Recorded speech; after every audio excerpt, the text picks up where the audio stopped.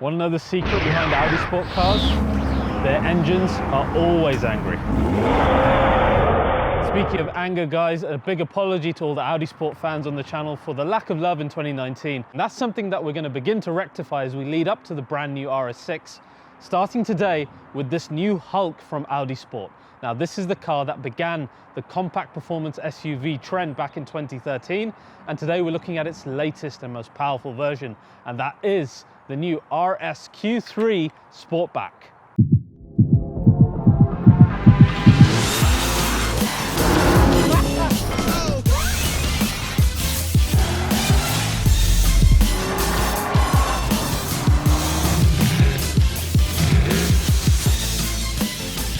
Today's episode of RBR is sponsored by Surfshark.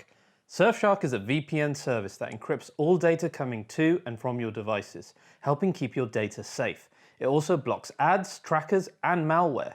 It's super easy to set up, and unlike many VPN services, can be used unlimited across all your devices at the same time. For me, I travel a lot, so keeping my data safe is imperative. But I also want to access my UK streaming libraries while abroad, which are usually different than other countries. It also stops the needless consumption of mobile data, which is being wasted on advertisements. Thanks to RBR, you can get 83% off Surfshark and an extra month free. All you need to do is click the link in the description or go to surfshark.deals/RBR and enter the promo code. Thank you to Surfshark, and now back to the episode. So guys, in 2013, the idea of a compact performance SUV was one that did not really exist. We were all still back then getting our head around the idea of these small crossover SUVs in their entirety. Enter then the RSQ3 concept by Audi Quattro, as Audi Sport was known back then. This was the first ever SUV that Audi Sport division had ever meddled with, at least in concept form, until it entered production looking very similar to its concept version. And just like the concept, it featured a wonderful 2.5 litre 5-cylinder engine, just as seen in the RS3 and the old Group B rally cars. And it was a pretty awesome car as well, with that awesome 2.5 litre typical Audi Sport engine, looks that were close enough to the concept, and handling that was more hatchback than large SUV. It made it quite the hit with customers. Then came a mild visual update a few years later, including a RSQ3 Performance, which gave a bit of a horsepower bump and a few visual changes. But one big mistake, in my opinion, in this entire generation was with the rear of the car, and that was having the single oval pipe in the design, unlike the concept car, which showcased two pipes. And in my opinion, this not only hurt the sales of the car, but the general notoriety, because it ended up looking more diesel-like than RS6, which is a big no-no for an Audi Sport car that's trying to make a name for itself. Enter then Generation 2, and that's what we're looking at today. Now, this second generation car is based on the VW MQB platform, and when you look at it, it looks so aggressive because it's got that new ferocious styling that Audi Sport is applying across all of its brand new product, making it all look that much more aggressive. But we'll get on to design in a minute. The best part is how Audi Sport have carried over the best bit of the last car, which was that wonderful 5-cylinder engine, back in this car as a 2.5 litre 5-cylinder, producing in this 400 brake horsepower, 480 Newton meters, and a 0 to 60 of 4.5 seconds. This is the same engine that you will see featured in the TT RS and in the RS3, so it sits among some pretty brutal cars as well. Now, this engine, compared to the previous version, is actually almost 30 kg lighter. That's thanks to having an aluminium crankcase and other changes like a hollowed out crankshaft as well. The engine has a unique firing order of 1, 2, 4, 5, 3 between the cylinders, which is going to give it a really unique sound. However, unfortunately, you see that over there?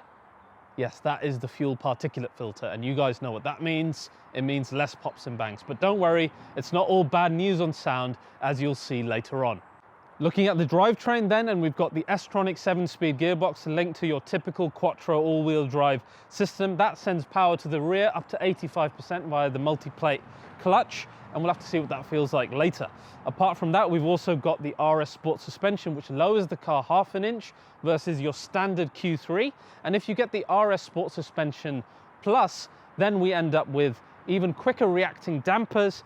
And now to design, and unlike what we normally do, I'm going to start with the rear end, because look, it's got the twin oval pipes, just like you and I would liken to every top dog RS vehicle. And that just changes the entire look of the car. Whether you're looking at the standard version or the Sportback, now it just looks complete, which is great. Then we come around the front and you see we've got a very large honeycomb grille in the front here, which is further inset versus the standard Q3 and completely blacked out in this particular edition that I will explain later. Another unique feature are the boomerangs around the very large air intakes. These are unique to the RSQ3 versus the standard car. So we've got a really quite typical Audi RS modern aggressive look, just like you'd find in the bigger RS6, RS4, etc. Then you'll notice the 3 slats above the main grille. These are just like the Sport Quattro Group B rally car of the past, as we showed you with the R8, linking nicely to the Quattro heritage that the RSQ3 should be linking to. We've also got 21-inch alloy wheels, which makes this car the only compact performance SUV that offers wheels of that size, and it really gives this car quite an intimidating stance, particularly on the side. Unlike cars like the new GLA, you can see you've got body colour all around the car.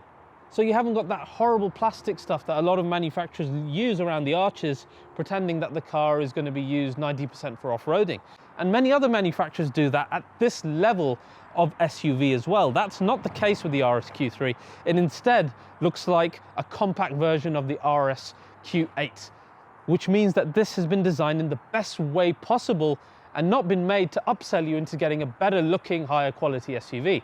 It simply looks the best that it can right now.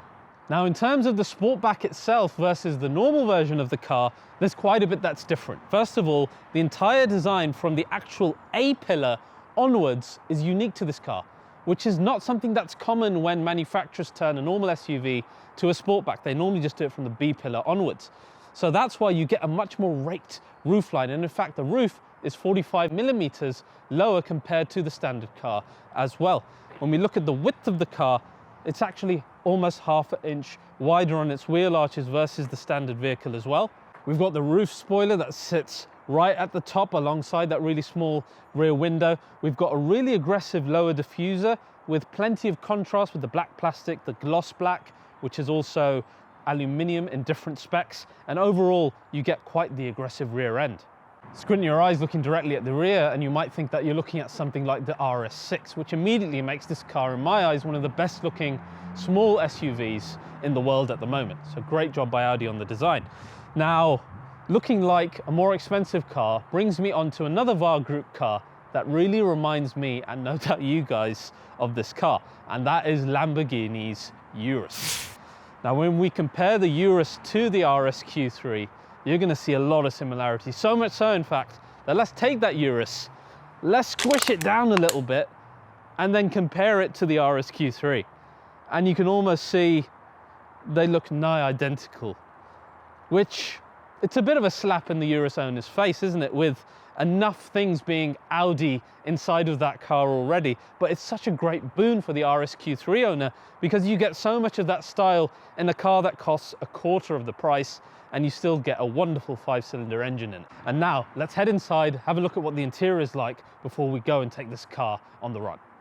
Now, there's a number of things I quite like inside this interior. First of all, it is very traditionally Audi. As I said on the outside, it's not like the inside has been particularly under-designed versus the higher-up cars, though I think a level higher on just trim materials would have really helped this. I'm talking the plastics that are used in the dash versus the much higher quality Alcantara and Napa leather. That's the one thing that doesn't really match up to their higher cars. And it's a shame because it's a bit of a disparity compared to the outside where everything's really dialed to 10 in my opinion. But then you get really good things like the exact same displays that you find in the higher up flagships. I really like the shape and the style of this digital display in the RSQ3. We'll get onto the different displays that you get in there later. And then you've got the fully touch MMI system here, again with no knob to control it, just like you will see in the absolute latest Audis. Now, that's either a win for you or a complete loss. For me, it's a real loss because I don't like using touchscreens while I'm driving. Though you do get the benefit of Apple CarPlay, and the best thing about that is, and Android Auto probably as well, it's wireless. So I don't need to plug in a wire like many other manufacturers. It's all done just via the Bluetooth. Then you'll notice that part of the center console is all tilted towards the driver by 10 degrees, and that's very much to make it a driver-centric interior, and you'll notice that on this stack in the middle as well. Then you'll see you've got an actual gear lever, again, which is something, as you guys know, I like having it here as opposed to stalks over here. Then you've got a few control switches just behind the gear lever, which include the drive select, which is a weird place to have it. I don't really like that, but there's a better button for drive select, which we'll get onto later. Then you've got your traction control, etc. And the engine start-stop button with the red RS ring looks nice as well, similar to the RS4 and the RS5. You also get a USB-C port and a normal USB, which is nice because sometimes you don't have one or the other. Then we have a look at the steering wheel, which is a really, really nice steering wheel. I love the Audi steering wheel. It's very slim, which is not the case with most manufacturers these days. It's probably the slimmest that you'll find out of the Germans, certainly. And you get a new RS mode button on here, which is a much easier way to configure two modes, RS1 and RS2, to your own liking. So if we tap that, you'll see the screen in front changes to Audi RS dials, which are great. They look a lot more sportive versus just the standard dials. And then if you go into Audi Drive Select here in the MMI screen, you can customize that in its drive system, steering, engine sound, and Quattro, however you want it to be. Press it again, we've got RS2, and as you can see here, I've dialed that all up to 10 for our drive later as well. So a really good way of changing drive select versus the standard one that sits here. Another little bit I really like are these door handles. I just like the way they're shaped. I like the way that they work. Very nice. As far as the Audi Sport side of the interior, you can't miss the suedes of Alcantara. You've got a perforated steering wheel, which is also available in Alcantara, which I would personally prefer. Of course, you've got the Audi Sport seats with the Napa leather and the honeycomb structure, and generally it's unmistakably Audi RS inside. I love the little bit on the steering wheel as well. The other thing is seating position. The great thing about these compact performance SUVs is that they're not too high like your usual SUVs, and they're not too low like hatchbacks. So you actually get a really good range of the road, and you see that later when I go on the drive. So I like the seating position, and they look fantastic with the honeycomb structure on the Napa leather as well. And one other bit that I absolutely love in this interior is the ambient lighting.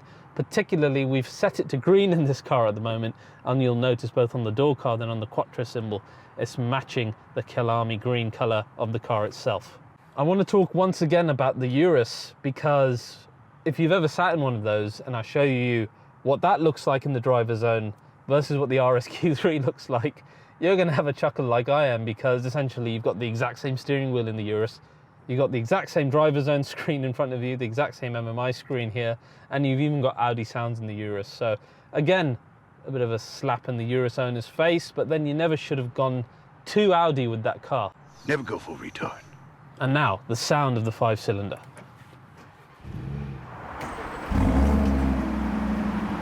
It's really quite a nice sounding engine.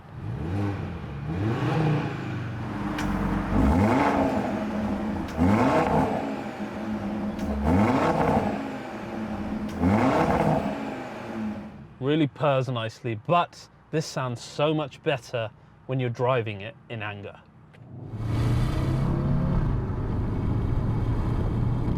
There we go. Oh, I like this engine already. I'm in the most comfortable setting at the moment, and it already sounds, and the response of it is wonderful. Now I want to do things the other way around today, guys, because when you look at this thing on the road, to me at least, subjectively speaking, it looks really, really quite good. And I think the reason for that is it's not an under-designed car, a car that's been made to look worse, so you are upsold into buying the more expensive and the cars that are higher up the range. Now, I don't need to name any manufacturers. I'm sure you can think off the top of your head of so many car examples, specifically in the entry-level performance SUV market, where the cars look butt ugly and the ones above them suddenly look fantastic. And Audi have not done that with this RSQ3. But enough about that. There's the RS mode button. Tap to RS1, tap to RS2. Now in RS2, I've got everything set to dynamic, and I want to start with full attack power. Here, the exhaust note has become that much louder. Oh, very, very nice tune. So much power in that mid-range, wow. This is impressively fast for a small SUV coupe. Yeah, it doesn't look like it when you see it, but this is quite a rapid car. And most of this ilk of cars that you drive often just feel underpowered, whereas this RSQ3, it's got some poke to it. There is a bit of a delay when you put your foot down with the gearbox and the engine and the Quattro system.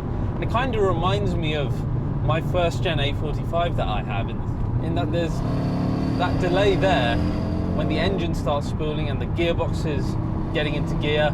But it's not something that you would see often, say in the newer cars, the new RS4, the new RS6, etc. You don't get this kind of delayed feel. And nor does the Quattro in those cars feel as kind of basic, I guess, as this one. That's not to say that the grip isn't immense. It really, really is immense. But it's just not quite as clever as the rear axle setup, say, in the new RS6. And that's to be expected. This is, of course, entry-level Quattro car. I really do like this engine. I've just come to a bit of a stop so I can show you.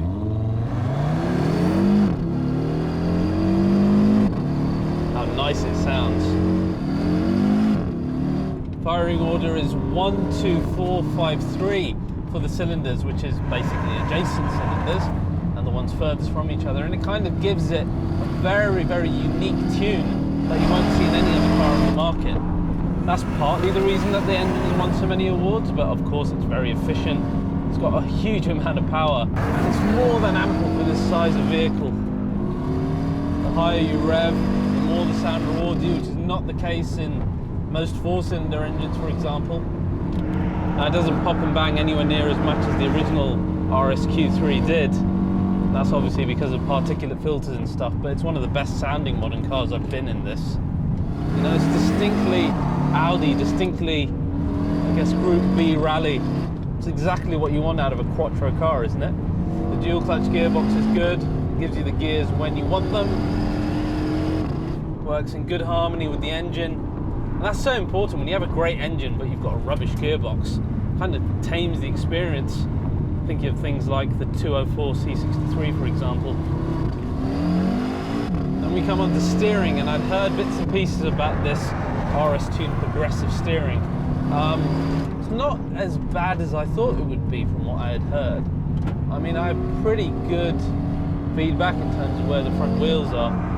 Yeah, it's nothing compared to, say, when we tried out the Stelvio Quadrifoglio. But it works for this car. You know, you have to remember which segment it is, what it's going up against. It's not displeasing in any way. It's not making me slow down because I don't know what the front end is doing. And really, that's, I think, all you can ask of. Then we come on to handling in general. There's some body roll in the car, which I think is nice. I think you want a little bit of body roll in a car like this, which is larger than the RS3, just to tell you what the body is doing, give you a bit of feedback rather than being too flat. Sometimes a bit of roll is good for driver feedback. Power out of a corner, really good. So much grip from the Quattro system, gives you confidence. You want to go faster, and I can imagine country lanes, this thing's going to be a beast. Yes, this engine. Yeah, lovely. I know I keep doing that, I'm sorry. It's just, it sounds really good between first, second and third gears. It's odd, I'm pleasantly surprised. It's not one on paper that I thought I would be super enamored with, but I can really see this as being a solid partner for you in daily driving, where if you want to, you can have a bit of fun up to a certain limit. And then it does a pretty good job of practicality next to its SUV cousin. It's such a shame when you have a great looking car but it doesn't quite drive the way that you want it to, and that's not the case with the RSQ3. I think it matches your expectations of being a sporty little crossover SUV with a lovely 5-cylinder Audi engine. Lovely engine, good dynamics for a car of its segment and its size. Certainly the class leader in looks, in my opinion. It's quite the daily package to have, this RSQ3, and if you're brave enough to go for the green, I think it's going to pay dividends. If you want to see more from Audi Sport, give me some suggestions in the comments below, and if you enjoyed this video, please share it amongst your petrolhead friends. Subscribe and hit that bell icon so you get all of our notifications if you haven't already. I've got a whole half week left with this beast, and I intend to enjoy it. See you guys next time.